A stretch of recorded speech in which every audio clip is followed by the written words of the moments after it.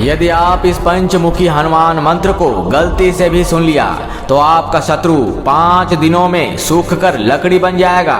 कल तक जो लोग आपको देखकर हंसते थे, आज के बाद यही लोग आपके आगे नाक रगड़ेंगे, आपसे डरेंगे, क्योंकि यह मंत्र नहीं साक्षात मृत्यु काल है जो पंचमुखी हनुमान के वक्षस्थली से निकला है। त्रेता युग में जब प्रभु श्री राम अश्वमेध यज्ञ संपन्न कर रहे थे, तब निकुंभ नामक राक्षस ने इसे रोकने के लिए अपनी माया विद्या का प्रयोग किया। कलयुग आने से पहले ही अधर्म का विस्तार करना प्रारंभ कर दिया। तब हनुमान जी ने एक ऐसी माया शक्ति का प्रयोग किया जिसने निकुंभ राक्षस के साथ उसके माया को ही निगल गया। तब से लेकर आज तक इस मंत्र का प्रयोग सर्वाधिक घातक मंत्रों की श्रेणी में किया जाने लगा। कहते हैं कि जब किसी के जीवन में कोई अशुभ घटना घट रही हो, आपके परिवार में यदि किसी बाहरी व्यक्ति का दखल अंदाजी हो, किसी को यदि आप हराना चाहते हैं, अपने बच्चों की सुरक्षा चाहते हैं, तो इस मंत्र को उस व्यक्ति पर चला देना जिसका आप नुकसान करना चाहते हैं, जिसके कारण आपको बुरे दिन देखने पड़ रहे हैं। वह व्यक्ति अगले 5 दिनों में सूख कर लकड़ी बन जाएगा। मंत्र यदि एक बार चल गया तो किसी का कहा नहीं मानेगा। काम तमाम करने के बाद ही शांत होगा। कोई विद्या, कोई टोटका, कोई शक्ति इस पंच मरकट असर मंत्र को रोक नहीं सकती, परंतु यह तभी संभव होगा जब आप इसे पूर्ण श्रद्धा के साथ 5 दिन तक श्रवण करोगे। याद रहे, इन 5 दिनों में आपको इसे दिन में 5 बार चलाकर छोड़ देना है। जैसे ही 5वां दिन आएगा, शत्रु सूख कर लकड़ी बनेगा। शत्रु ऐसे गायब होगा कि उसकी अर्थी उठाने वाला कोई नहीं होगा। सावधान, यदि आपका हृदय कमजोर है तो इस मंत्र का प्रयोग ना करें, मंजर देख नहीं पाओगे। और ऐसा करने से पहले हनुमान जी की पूजा कर उनकी फोटो जरूर अपने साथ रखना। तो चलिए इस मंत्र का श्रवण कर लेते हैं। ॐ भ्रां रुद्र मर्कट पंच पवन सुतं शत्रु भंजनं कुरु स्वाहा।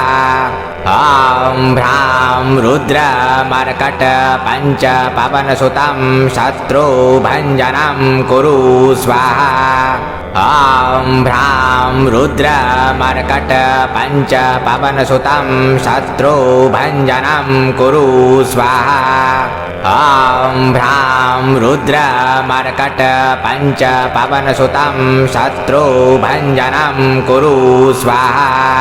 ॐ भ्रां रुद्र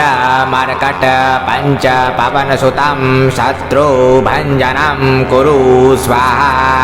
ॐ भ्रां रुद्र मर्कट पंच पवन सुतं शत्रु भंजनं कुरु स्वाहा। ॐ भ्रां रुद्र मर्कट पंच पवन सुतं शत्रु भंजनं कुरु स्वाहा। ॐ भ्रां रुद्र मर्कट पंच पवन सुतं शत्रु भंजनं कुरु स्वाहा। ॐ भ्रां रुद्र मर्कट पंच पवन सुतं शत्रु भंजनं कुरु स्वाहा। ॐ भ्रां रुद्र मर्कट पंच पवन सुतं शत्रु भंजनं कुरु स्वाहा। ॐ भ्रां रुद्र मर्कट पंच पवन सुतं शत्रु भंजनं कुरु स्वाहा। ॐ भ्रां रुद्र मर्कट पंच पवन सुतं शत्रु भंजनं कुरु स्वाहा। ॐ भ्रां रुद्र मर्कट पंच पवन सुतं शत्रु भंजनं कुरु स्वाहा। ॐ भ्रां रुद्र मर्कट पंच पवन सुतं शत्रु भंजनं कुरु स्वाहा। ॐ भ्रां रुद्रमर्कट पञ्च पवनसुतं शत्रुभञ्जनं कुरु स्वाहा ॐ भ्रां रुद्रमर्कट पञ्च पवनसुतं शत्रुभञ्जनं कुरु स्वाहा ॐ भ्रां रुद्रमर्कट पञ्च पवनसुतं शत्रुभञ्जनं कुरु स्वाहा ॐ भ्रां रुद्रमर्कट पञ्च पवनसुतं शत्रुभञ्जनं कुरु स्वाहा ॐ भ्रां रुद्रमर्कट पञ्च पवनसुतं शत्रुभञ्जनं कुरु स्वाहा ॐ भ्रां रुद्रमर्कट पञ्च पवनसुतं शत्रुभञ्जनं कुरु स्वाहा ॐ भ्रां रुद्रमर्कट पञ्च पवनसुतं शत्रुभञ्जनं कुरु स्वाहा ॐ भ्रां रुद्रमर्कट पञ्च पवनसुतं शत्रुभञ्जनं कुरु स्वाहा ॐ भ्रां रुद्रमर्कट पञ्च पवनसुतं शत्रुभञ्जनं कुरु स्वाहा ॐ भ्रां रुद्रमर्कट पञ्च पवनसुतं शत्रुभञ्जनं कुरु स्वाहा ॐ भ्रां रुद्रमर्कट पञ्च पवनसुतं शत्रुभञ्जनं कुरु स्वाहा ॐ भ्रां रुद्रमर्कट पञ्च पवनसुतं शत्रुभञ्जनं कुरु स्वाहा ॐ भ्रां रुद्रमर्कट पञ्च पवनसुतं शत्रुभञ्जनं कुरु स्वाहा ॐ भ्रां रुद्रमर्कट पञ्च पवनसुतं शत्रुभञ्जनं कुरु स्वाहा ॐ भ्रां रुद्रमर्कट पञ्च पवनसुतं शत्रुभञ्जनं कुरु स्वाहा ॐ भ्रां रुद्रमर्कट पञ्च पवनसुतं शत्रुभञ्जनं कुरु स्वाहा ॐ भ्रां रुद्रमर्कट पञ्च पवनसुतं शत्रुभञ्जनं कुरु स्वाहा ॐ भ्रां रुद्रमर्कट पञ्च पवनसुतं शत्रुभञ्जनं कुरु स्वाहा ॐ भ्रां रुद्रमर्कट पञ्च पवनसुतं शत्रुभञ्जनं कुरु स्वाहा ॐ भ्रां रुद्रमर्कट पञ्च पवनसुतं शत्रुभञ्जनं कुरु स्वाहा ॐ भ्रां रुद्रमर्कट पञ्च पवनसुतं शत्रुभञ्जनं कुरु स्वाहा ॐ भ्रां रुद्रमर्कट पञ्च पवनसुतं शत्रुभञ्जनं कुरु स्वाहा ॐ भ्रां रुद्रमर्कट पञ्च पवनसुतं शत्रुभञ्जनं कुरु स्वाहा ॐ भ्रां रुद्रमर्कट पञ्च पवनसुतं शत्रुभञ्जनं कुरु स्वाहा ॐ भ्रां रुद्रमर्कट पञ्च पवनसुतं शत्रुभञ्जनं कुरु स्वाहा ॐ भ्रां रुद्रमर्कट पञ्च पवनसुतं शत्रुभञ्जनं कुरु स्वाहा ॐ भ्रां रुद्रमर्कट पञ्च पवनसुतं शत्रुभञ्जनं कुरु स्वाहा ॐ भ्रां रुद्रमर्कट पञ्च पवनसुतं शत्रुभञ्जनं कुरु स्वाहा ॐ भ्रां रुद्रमर्कट पञ्च पवनसुतं शत्रुभञ्जनं कुरु स्वाहा ॐ भ्रां रुद्रमर्कट पञ्च पवनसुतं शत्रुभञ्जनं कुरु स्वाहा ॐ भ्रां रुद्रमर्कट पञ्च पवनसुतं शत्रुभञ्जनं कुरु स्वाहा ॐ भ्रां रुद्रमर्कट पञ्च पवनसुतं शत्रुभञ्जनं कुरु स्वाहा ॐ भ्रां रुद्रमर्कट पञ्च पवनसुतं शत्रुभञ्जनं कुरु स्वाहा ॐ भ्रां रुद्रमर्कट पञ्च पवनसुतं शत्रुभञ्जनं कुरु स्वाहा ॐ भ्रां रुद्रमर्कट पञ्च पवनसुतं शत्रुभञ्जनं कुरु स्वाहा ॐ भ्रां रुद्रमर्कट पञ्च पवनसुतं शत्रुभञ्जनं कुरु स्वाहा ॐ भ्रां रुद्रमर्कट पञ्च पवनसुतं शत्रुभञ्जनं कुरु स्वाहा ॐ भ्रां रुद्रमर्कट पञ्च पवनसुतं शत्रुभञ्जनं कुरु स्वाहा ॐ भ्रां रुद्रमर्कट पञ्च पवनसुतं शत्रुभञ्जनं कुरु स्वाहा ॐ भ्रां रुद्रमर्कट पञ्च पवनसुतं शत्रुभञ्जनं कुरु स्वाहा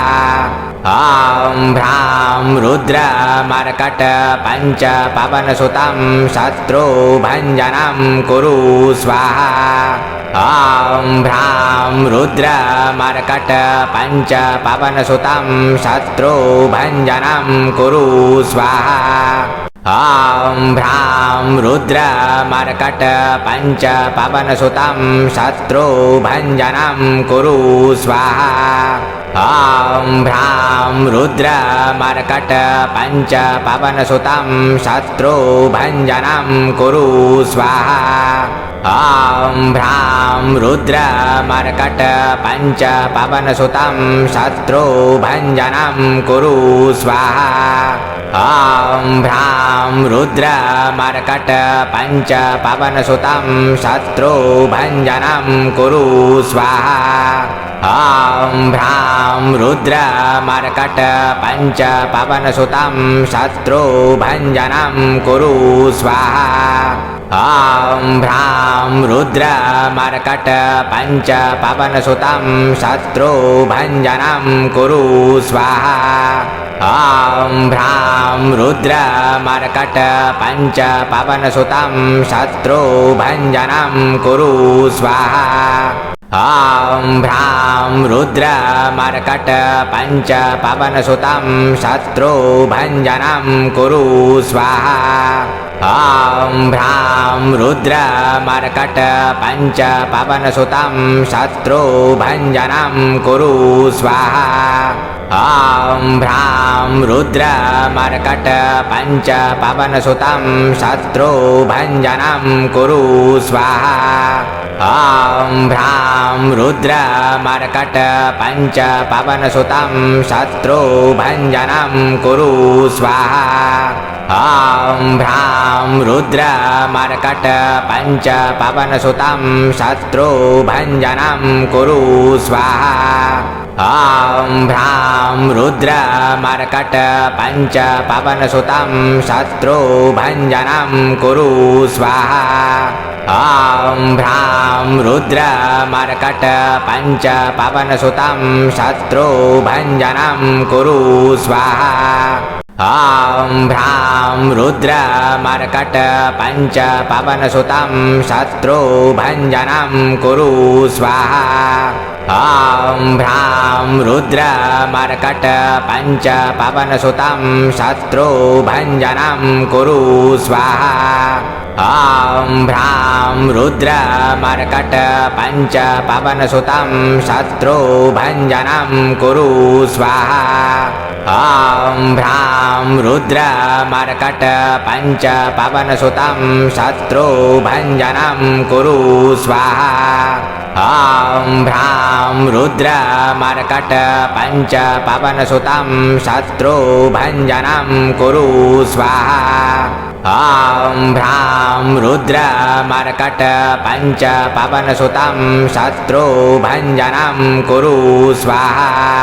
ॐ भ्रां रुद्रमर्कट पञ्च पवनसुतं शत्रुभञ्जनं कुरु स्वाहा ॐ भ्रां रुद्रमर्कट पञ्च पवनसुतं शत्रुभञ्जनं कुरु स्वाहा ॐ भ्रां रुद्रमर्कट पञ्च पवनसुतं शत्रुभञ्जनं कुरु स्वाहा ॐ भ्रां रुद्रमर्कट पञ्च पवनसुतं शत्रुभञ्जनं कुरु स्वाहा ॐ भ्रां रुद्रमर्कट पञ्च पवनसुतं शत्रुभञ्जनं कुरु स्वाहा ॐ भ्रां रुद्रमर्कट पञ्च पवनसुतं शत्रुभञ्जनं कुरु स्वाहा ॐ भ्रां रुद्रमर्कट पञ्च पवनसुतं शत्रुभञ्जनं कुरु स्वाहा ॐ भ्रां रुद्रमर्कट पञ्च पवनसुतं शत्रुभञ्जनं कुरु स्वाहा ॐ भ्रां रुद्रमर्कट पञ्च पवनसुतं शत्रुभञ्जनं कुरु स्वाहा ॐ भ्रां रुद्रमर्कट पञ्च पवनसुतं शत्रुभञ्जनं कुरु स्वाहा ॐ भ्रां रुद्रमर्कट पञ्च पवनसुतं शत्रुभञ्जनं कुरु स्वाहा ॐ भ्रां रुद्रमर्कट पञ्च पवनसुतं शत्रुभञ्जनं कुरु स्वाहा ॐ भ्रां रुद्रमर्कट पञ्च पवनसुतं शत्रुभञ्जनं कुरु स्वाहा ॐ भ्रां रुद्रमर्कट पञ्च पवनसुतं शत्रुभञ्जनं कुरु स्वाहा ॐ भ्रां रुद्रमर्कट पञ्च पवनसुतं शत्रुभञ्जनं कुरु स्वाहा ॐ भ्रां रुद्रमर्कट पञ्च पवनसुतं शत्रुभञ्जनं कुरु स्वाहा ॐ भ्रां रुद्रमर्कट पञ्च पवनसुतं शत्रुभञ्जनं कुरु स्वाहा ॐ भ्रां रुद्रमर्कट पञ्च पवनसुतं शत्रुभञ्जनं कुरु स्वाहा ॐ भ्रां रुद्रमर्कट पञ्च पवनसुतं शत्रुभञ्जनं कुरु स्वाहा ॐ भ्रां रुद्रमर्कट पञ्च पवनसुतं शत्रुभञ्जनं कुरु स्वाहा ॐ भ्रां रुद्रमर्कट पञ्च पवनसुतं शत्रुभञ्जनं कुरु स्वाहा ॐ भ्रां रुद्रमर्कट पञ्च पवनसुतं शत्रुभञ्जनं कुरु स्वाहा ॐ भ्रां रुद्रमर्कट पञ्च पवनसुतं शत्रुभञ्जनं कुरु स्वाहा ॐ भ्रां रुद्रमर्कट पञ्च पवनसुतं शत्रुभञ्जनं कुरु स्वाहा ॐ भ्रां रुद्रमर्कट पञ्च पवनसुतं शत्रुभञ्जनं कुरु स्वाहा ॐ भ्रां रुद्रमर्कट पञ्च पवनसुतं शत्रुभञ्जनं कुरु स्वाहा ॐ भ्रां रुद्रमर्कट पञ्च पवनसुतं शत्रुभञ्जनं कुरु स्वाहा ॐ भ्रां रुद्रमर्कट पञ्च पवनसुतं शत्रुभञ्जनं कुरु स्वाहा ॐ भ्रां रुद्रमर्कट पञ्च पवनसुतं शत्रुभञ्जनं कुरु स्वाहा ॐ भ्रां रुद्रमर्कट पञ्च पवनसुतं शत्रुभञ्जनं कुरु स्वाहा ॐ भ्रां रुद्रमर्कट पञ्च पवनसुतं शत्रुभञ्जनं कुरु स्वाहा ॐ भ्रां रुद्रमर्कट पञ्च पवनसुतं शत्रुभञ्जनं कुरु स्वाहा ॐ भ्रां रुद्रमर्कट पञ्च पवनसुतं शत्रुभञ्जनं कुरु स्वाहा ॐ भ्रां रुद्रमर्कट पञ्च पवनसुतं शत्रुभञ्जनं कुरु स्वाहा ॐ भ्रां रुद्रमर्कट पञ्च पवनसुतं शत्रुभञ्जनं कुरु स्वाहा ॐ भ्रां रुद्रमर्कट पञ्च पवनसुतं शत्रुभञ्जनं कुरु स्वाहा ॐ भ्रां रुद्रमर्कट पञ्च पवनसुतं शत्रुभञ्जनं कुरु स्वाहा ॐ भ्रां रुद्रमर्कट पञ्च पवनसुतं शत्रुभञ्जनं कुरु स्वाहा ॐ भ्रां रुद्रमर्कट पञ्च पवनसुतं शत्रुभञ्जनं कुरु स्वाहा ॐ भ्रां रुद्रमर्कट पञ्च पवनसुतं शत्रुभञ्जनं कुरु स्वाहा ॐ भ्रां रुद्रमर्कट पञ्च पवनसुतं शत्रुभञ्जनं कुरु स्वाहा ॐ भ्रां रुद्रमर्कट पञ्च पवनसुतं शत्रुभञ्जनं कुरु स्वाहा ॐ भ्रां रुद्रमर्कट पञ्च पवनसुतं शत्रुभञ्जनं कुरु स्वाहा ॐ भ्रां रुद्रमर्कट पञ्च पवनसुतं शत्रुभञ्जनं कुरु स्वाहा ॐ भ्रां रुद्रमर्कट पञ्च पवनसुतं शत्रुभञ्जनं कुरु स्वाहा ॐ भ्रां रुद्रमर्कट पञ्च पवनसुतं शत्रुभञ्जनं कुरु स्वाहा ॐ भ्रां रुद्रमर्कट पञ्च पवनसुतं शत्रुभञ्जनं कुरु स्वाहा ॐ भ्रां रुद्रमर्कट पञ्च पवनसुतं शत्रुभञ्जनं कुरु स्वाहा ॐ भ्रां रुद्रमर्कट पञ्च पवनसुतं शत्रुभञ्जनं कुरु स्वाहा ॐ भ्रां रुद्रमर्कट पञ्च पवनसुतं शत्रुभञ्जनं कुरु स्वाहा ॐ भ्रां रुद्रमर्कट पञ्च पवनसुतं शत्रुभञ्जनं कुरु स्वाहा ॐ भ्रां रुद्रमर्कट पञ्च पवनसुतं शत्रुभञ्जनं कुरु स्वाहा ॐ भ्रां रुद्रमर्कट पञ्च पवनसुतं शत्रुभञ्जनं कुरु स्वाहा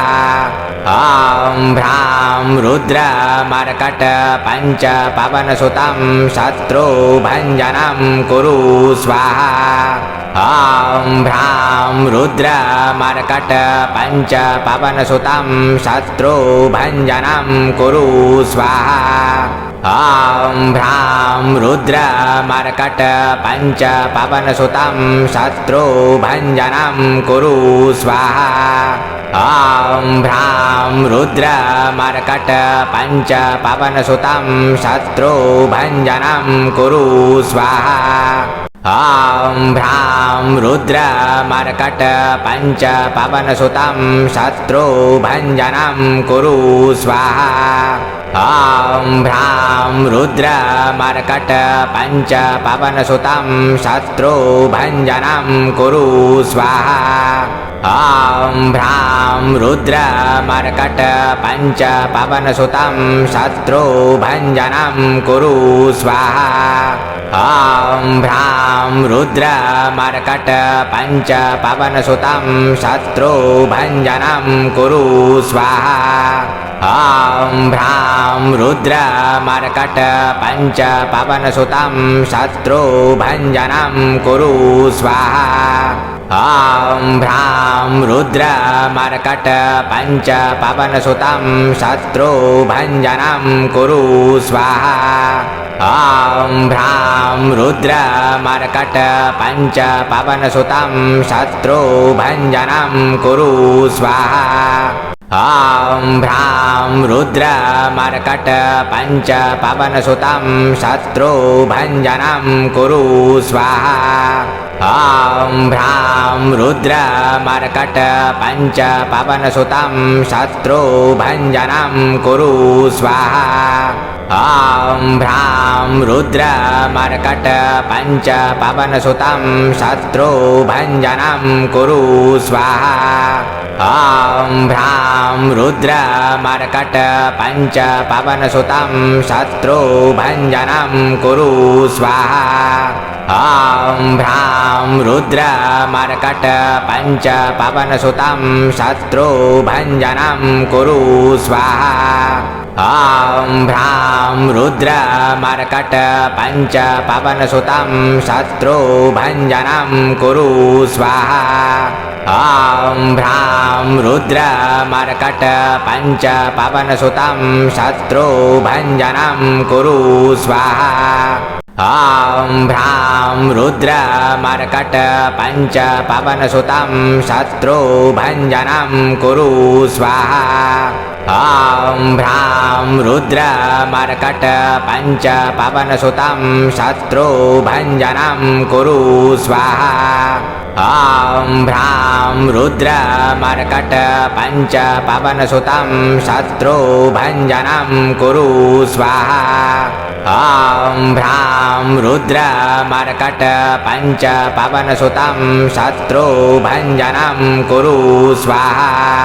ॐ भ्रां रुद्रमर्कट पञ्च पवनसुतं शत्रुभञ्जनं कुरु स्वाहा ॐ भ्रां रुद्रमर्कट पञ्च पवनसुतं शत्रुभञ्जनं कुरु स्वाहा ॐ भ्रां रुद्रमर्कट पञ्च पवनसुतं शत्रुभञ्जनं कुरु स्वाहा ॐ भ्रां रुद्रमर्कट पञ्च पवनसुतं शत्रुभञ्जनं कुरु स्वाहा ॐ भ्रां रुद्रमर्कट पञ्च पवनसुतं शत्रुभञ्जनं कुरु स्वाहा ॐ भ्रां रुद्रमर्कट पञ्च पवनसुतं शत्रुभञ्जनं कुरु स्वाहा ॐ भ्रां रुद्रमर्कट पञ्च पवनसुतं शत्रुभञ्जनं कुरु स्वाहा ॐ भ्रां रुद्रमर्कट पञ्च पवनसुतं शत्रुभञ्जनं कुरु स्वाहा ॐ भ्रां रुद्रमर्कट पञ्च पवनसुतं शत्रुभञ्जनं कुरु स्वाहा ॐ भ्रां रुद्रमर्कट पञ्च पवनसुतं शत्रुभञ्जनं कुरु स्वाहा ॐ भ्रां रुद्रमर्कट पञ्च पवनसुतं शत्रुभञ्जनं कुरु स्वाहा ॐ भ्रां रुद्रमर्कट पञ्च पवनसुतं शत्रुभञ्जनं कुरु स्वाहा ॐ भ्रां रुद्रमर्कट पञ्च पवनसुतं शत्रुभञ्जनं कुरु स्वाहा ॐ भ्रां रुद्रमर्कट पञ्च पवनसुतं शत्रुभञ्जनं कुरु स्वाहा ॐ भ्रां रुद्रमर्कट पञ्च पवनसुतं शत्रुभञ्जनं कुरु स्वाहा ॐ भ्रां रुद्रमर्कट पञ्च पवनसुतं शत्रुभञ्जनं कुरु स्वाहा ॐ भ्रां रुद्रमर्कट पञ्च पवनसुतं शत्रुभञ्जनं कुरु स्वाहा ॐ भ्रां रुद्रमर्कट पञ्च पवनसुतं शत्रुभञ्जनं कुरु स्वाहा ॐ भ्रां रुद्रमर्कट पञ्च पवनसुतं शत्रुभञ्जनं कुरु स्वाहा ॐ भ्रां रुद्रमर्कट पञ्च पवनसुतं शत्रुभञ्जनं कुरु स्वाहा ॐ भ्रां रुद्रमर्कट पञ्च पवनसुतं शत्रुभञ्जनं कुरु स्वाहा ॐ भ्रां रुद्रमर्कट पञ्च पवनसुतं शत्रुभञ्जनं कुरु स्वाहा ॐ भ्रां रुद्रमर्कट पञ्च पवनसुतं शत्रुभञ्जनं कुरु स्वाहा ॐ भ्रां रुद्रमर्कट पञ्च पवनसुतं शत्रुभञ्जनं कुरु स्वाहा ॐ भ्रां रुद्रमर्कट पञ्च पवनसुतं शत्रुभञ्जनं कुरु स्वाहा ॐ भ्रां रुद्रमर्कट पञ्च पवनसुतं शत्रुभञ्जनं कुरु स्वाहा ॐ भ्रां रुद्रमर्कट पञ्च पवनसुतं शत्रुभञ्जनं कुरु स्वाहा ॐ भ्रां रुद्रमर्कट पञ्च पवनसुतं शत्रुभञ्जनं कुरु स्वाहा ॐ भ्रां रुद्रमर्कट पञ्च पवनसुतं शत्रुभञ्जनं कुरु स्वाहा ॐ भ्रां रुद्रमर्कट पञ्च पवनसुतं शत्रुभञ्जनं कुरु स्वाहा ॐ भ्रां रुद्रमर्कट पञ्च पवनसुतं शत्रुभञ्जनं कुरु स्वाहा ॐ भ्रां रुद्रमर्कट पञ्च पवनसुतं शत्रुभञ्जनं कुरु स्वाहा ॐ भ्रां रुद्रमर्कट पञ्च पवनसुतं शत्रुभञ्जनं कुरु स्वाहा ॐ भ्रां रुद्रमर्कट पञ्च पवनसुतं शत्रुभञ्जनं कुरु स्वाहा ॐ भ्रां रुद्रमर्कट पञ्च पवनसुतं शत्रुभञ्जनं कुरु स्वाहा ॐ भ्रां रुद्रमर्कट पञ्च पवनसुतं शत्रुभञ्जनं कुरु स्वाहा ॐ भ्रां रुद्रमर्कट पञ्च पवनसुतं शत्रुभञ्जनं कुरु स्वाहा ॐ भ्रां रुद्रमर्कट पञ्च पवनसुतं शत्रुभञ्जनं कुरु स्वाहा ॐ भ्रां रुद्रमर्कट पञ्च पवनसुतं शत्रुभञ्जनं कुरु स्वाहा ॐ भ्रां रुद्रमर्कट पञ्च पवनसुतं शत्रुभञ्जनं कुरु स्वाहा ॐ भ्रां रुद्रमर्कट पञ्च पवनसुतं शत्रुभञ्जनं कुरु स्वाहा ॐ भ्रां रुद्रमर्कट पञ्च पवनसुतं शत्रुभञ्जनं कुरु स्वाहा ॐ भ्रां रुद्रमर्कट पञ्च पवनसुतं शत्रुभञ्जनं कुरु स्वाहा ॐ भ्रां रुद्रमर्कट पञ्च पवनसुतं शत्रुभञ्जनं कुरु स्वाहा ॐ भ्रां रुद्रमर्कट पञ्च पवनसुतं शत्रुभञ्जनं कुरु स्वाहा ॐ भ्रां रुद्रमर्कट पञ्च पवनसुतं शत्रुभञ्जनं कुरु स्वाहा ॐ भ्रां रुद्रमर्कट पञ्च पवनसुतं शत्रुभञ्जनं कुरु स्वाहा ॐ भ्रां रुद्रमर्कट पञ्च पवनसुतं शत्रुभञ्जनं कुरु स्वाहा ॐ भ्रां रुद्रमर्कट पञ्च पवनसुतं शत्रुभञ्जनं कुरु स्वाहा ॐ भ्रां रुद्रमर्कट पञ्च पवनसुतं शत्रुभञ्जनं कुरु स्वाहा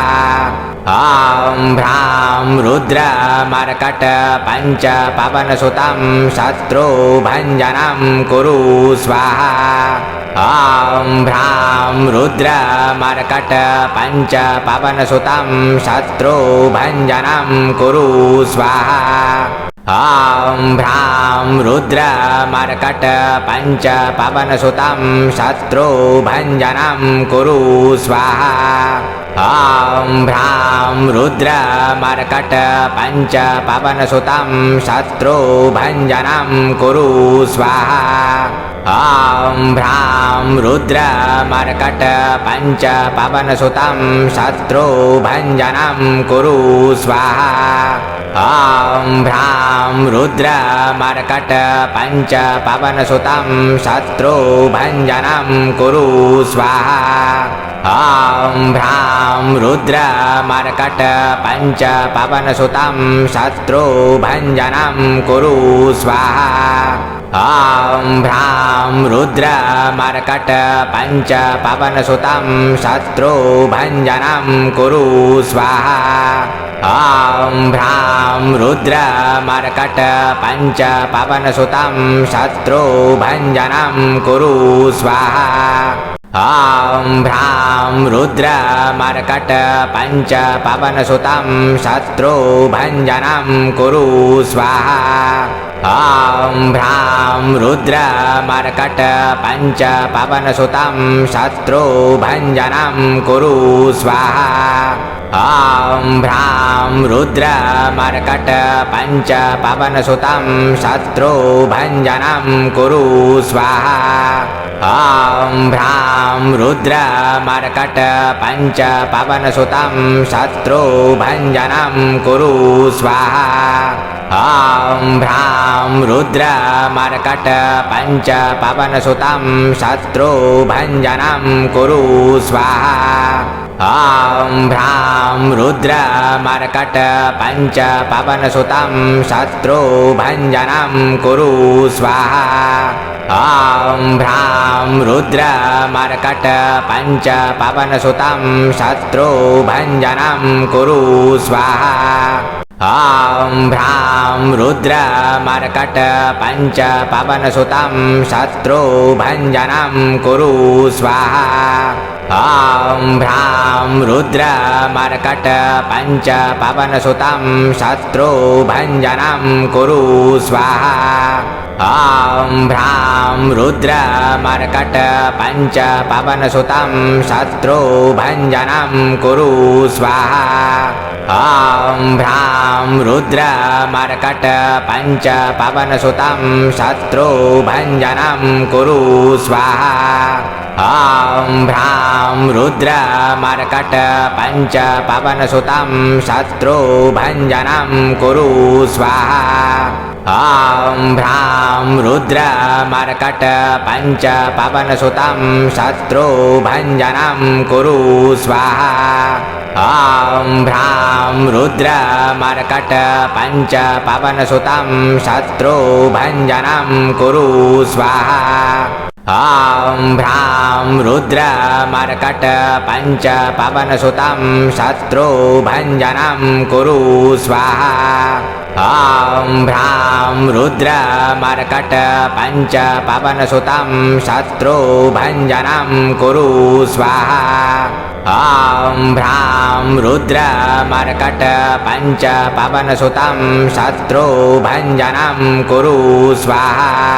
ॐ भ्रां रुद्रमर्कट पञ्च पवनसुतं शत्रुभञ्जनं कुरु स्वाहा। ॐ भ्रां रुद्रमर्कट पञ्च पवनसुतं शत्रुभञ्जनं कुरु स्वाहा। ॐ भ्रां रुद्रमर्कट पञ्च पवनसुतं शत्रुभञ्जनं कुरु स्वाहा। ॐ भ्रां रुद्रमर्कट पञ्च पवनसुतं शत्रुभञ्जनं कुरु स्वाहा। ॐ भ्रां रुद्रमर्कट पञ्च पवनसुतं शत्रुभञ्जनं कुरु स्वाहा। ॐ भ्रां रुद्रमर्कट पञ्च पवनसुतं शत्रुभञ्जनं कुरु स्वाहा। ॐ भ्रां रुद्रमर्कट पञ्च पवनसुतं शत्रुभञ्जनं कुरु स्वाहा। ॐ भ्रां रुद्रमर्कट पञ्च पवनसुतं शत्रुभञ्जनं कुरु स्वाहा। ॐ भ्रां रुद्रमर्कट पञ्च पवनसुतं शत्रुभञ्जनं कुरु स्वाहा। ॐ भ्रां रुद्रमर्कट पञ्च पवनसुतं शत्रुभञ्जनं कुरु स्वाहा। ॐ भ्रां रुद्रमर्कट पञ्च पवनसुतं शत्रुभञ्जनं कुरु स्वाहा। ॐ भ्रां रुद्रमर्कट पञ्च पवनसुतं शत्रुभञ्जनं कुरु स्वाहा। ॐ भ्रां रुद्रमर्कट पञ्च पवनसुतं शत्रुभञ्जनं कुरु स्वाहा। ॐ भ्रां रुद्रमर्कट पञ्च पवनसुतं शत्रुभञ्जनं कुरु स्वाहा। ॐ भ्रां रुद्रमर्कट पञ्च पवनसुतं शत्रुभञ्जनं कुरु स्वाहा। ॐ भ्रां रुद्रमर्कट पञ्च पवनसुतं शत्रुभञ्जनं कुरु स्वाहा। ॐ भ्रां रुद्रमर्कट पञ्च पवनसुतं शत्रुभञ्जनं कुरु स्वाहा। ॐ भ्रां रुद्रमर्कट पञ्च पवनसुतं शत्रुभञ्जनं कुरु स्वाहा। ॐ भ्रां रुद्रमर्कट पञ्च पवनसुतं शत्रुभञ्जनं कुरु स्वाहा। ॐ भ्रां रुद्रमर्कट पञ्च पवनसुतं शत्रुभञ्जनं कुरु स्वाहा। ॐ भ्रां रुद्रमर्कट पञ्च पवनसुतं शत्रुभञ्जनं कुरु स्वाहा। ॐ भ्रां रुद्रमर्कट पञ्च पवनसुतं शत्रुभञ्जनं कुरु स्वाहा। ॐ भ्रां रुद्रमर्कट पञ्च पवनसुतं शत्रुभञ्जनं कुरु स्वाहा। ॐ भ्रां रुद्रमर्कट पञ्च पवनसुतं शत्रुभञ्जनं कुरु स्वाहा। ॐ भ्रां रुद्रमर्कट पञ्च पवनसुतं शत्रुभञ्जनं कुरु स्वाहा। ॐ भ्रां रुद्रमर्कट पञ्च पवनसुतं शत्रुभञ्जनं कुरु स्वाहा। ॐ भ्रां रुद्रमर्कट पञ्च पवनसुतं शत्रुभञ्जनं कुरु स्वाहा। ॐ भ्रां रुद्रमर्कट पञ्च पवनसुतं शत्रुभञ्जनं कुरु स्वाहा। ॐ भ्रां रुद्रमर्कट पञ्च पवनसुतं शत्रुभञ्जनं कुरु स्वाहा ॐ भ्रां रुद्रमर्कट पञ्च पवनसुतं शत्रुभञ्जनं कुरु स्वाहा ॐ भ्रां रुद्रमर्कट पञ्च पवनसुतं शत्रुभञ्जनं कुरु स्वाहा ॐ भ्रां रुद्रमर्कट पञ्च पवनसुतं शत्रुभञ्जनं कुरु स्वाहा ॐ भ्रां रुद्रमर्कट पञ्च पवनसुतं शत्रुभञ्जनं कुरु स्वाहा ॐ भ्रां रुद्रमर्कट पञ्च पवनसुतं शत्रुभञ्जनं कुरु स्वाहा ॐ भ्रां रुद्रमर्कट पञ्च पवनसुतं शत्रुभञ्जनं कुरु स्वाहा ॐ भ्रां रुद्रमर्कट पञ्च पवनसुतं शत्रुभञ्जनं कुरु स्वाहा ॐ भ्रां रुद्रमर्कट पञ्च पवनसुतं शत्रुभञ्जनं कुरु स्वाहा ॐ भ्रां रुद्रमर्कट पञ्च पवनसुतं शत्रुभञ्जनं कुरु स्वाहा ॐ भ्रां रुद्रमर्कट पञ्च पवनसुतं शत्रुभञ्जनं कुरु स्वाहा ॐ भ्रां रुद्रमर्कट पञ्च पवनसुतं शत्रुभञ्जनं कुरु स्वाहा ॐ भ्रां रुद्रमर्कट पञ्च पवनसुतं शत्रुभञ्जनं कुरु स्वाहा ॐ भ्रां रुद्रमर्कट पञ्च पवनसुतं शत्रुभञ्जनं कुरु स्वाहा ॐ भ्रां रुद्रमर्कट पञ्च पवनसुतं शत्रुभञ्जनं कुरु स्वाहा ॐ भ्रां रुद्रमर्कट पञ्च पवनसुतं शत्रुभञ्जनं कुरु स्वाहा ॐ भ्रां रुद्रमर्कट पञ्च पवनसुतं शत्रुभञ्जनं कुरु स्वाहा ॐ भ्रां रुद्रमर्कट पञ्च पवनसुतं शत्रुभञ्जनं कुरु स्वाहा ॐ भ्रां रुद्रमर्कट पञ्च पवनसुतं शत्रुभञ्जनं कुरु स्वाहा ॐ भ्रां रुद्रमर्कट पञ्च पवनसुतं शत्रुभञ्जनं कुरु स्वाहा ॐ भ्रां रुद्रमर्कट पञ्च पवनसुतं शत्रुभञ्जनं कुरु स्वाहा ॐ भ्रां रुद्रमर्कट पञ्च पवनसुतं शत्रुभञ्जनं कुरु स्वाहा ॐ भ्रां रुद्रमर्कट पञ्च पवनसुतं शत्रुभञ्जनं कुरु स्वाहा ॐ भ्रां रुद्रमर्कट पञ्च पवनसुतं शत्रुभञ्जनं कुरु स्वाहा ॐ भ्रां रुद्रमर्कट पञ्च पवनसुतं शत्रुभञ्जनं कुरु स्वाहा ॐ भ्रां रुद्रमर्कट पञ्च पवनसुतं शत्रुभञ्जनं कुरु स्वाहा ॐ भ्रां रुद्रमर्कट पञ्च पवनसुतं शत्रुभञ्जनं कुरु स्वाहा ॐ भ्रां रुद्रमर्कट पञ्च पवनसुतं शत्रुभञ्जनं कुरु स्वाहा ॐ भ्रां रुद्रमर्कट पञ्च पवनसुतं शत्रुभञ्जनं कुरु स्वाहा ॐ भ्रां रुद्रमर्कट पञ्च पवनसुतं शत्रुभञ्जनं कुरु स्वाहा ॐ भ्रां रुद्रमर्कट पञ्च पवनसुतं शत्रुभञ्जनं कुरु स्वाहा ॐ भ्रां रुद्रमर्कट पञ्च पवनसुतं शत्रुभञ्जनं कुरु स्वाहा ॐ भ्रां रुद्रमर्कट पञ्च पवनसुतं शत्रुभञ्जनं कुरु स्वाहा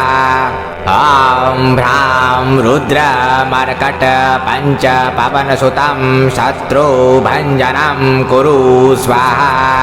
ॐ भ्रां रुद्रमर्कट पञ्च पवनसुतं शत्रुभञ्जनं कुरु स्वाहा ॐ भ्रां रुद्रमर्कट पञ्च पवनसुतं शत्रुभञ्जनं कुरु स्वाहा ॐ भ्रां रुद्रमर्कट पञ्च पवनसुतं शत्रुभञ्जनं कुरु स्वाहा ॐ भ्रां रुद्रमर्कट पञ्च पवनसुतं शत्रुभञ्जनं कुरु स्वाहा ॐ भ्रां रुद्रमर्कट पञ्च पवनसुतं शत्रुभञ्जनं कुरु स्वाहा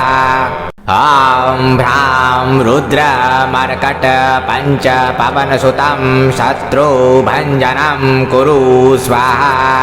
ॐ भ्रां रुद्रमर्कट पञ्च पवनसुतं शत्रुभञ्जनं कुरु स्वाहा ॐ भ्रां रुद्रमर्कट पञ्च पवनसुतं शत्रुभञ्जनं कुरु स्वाहा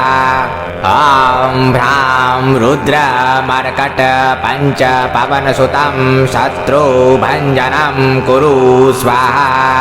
ॐ भ्रां रुद्रमर्कट पञ्च पवनसुतं शत्रुभञ्जनं कुरु स्वाहा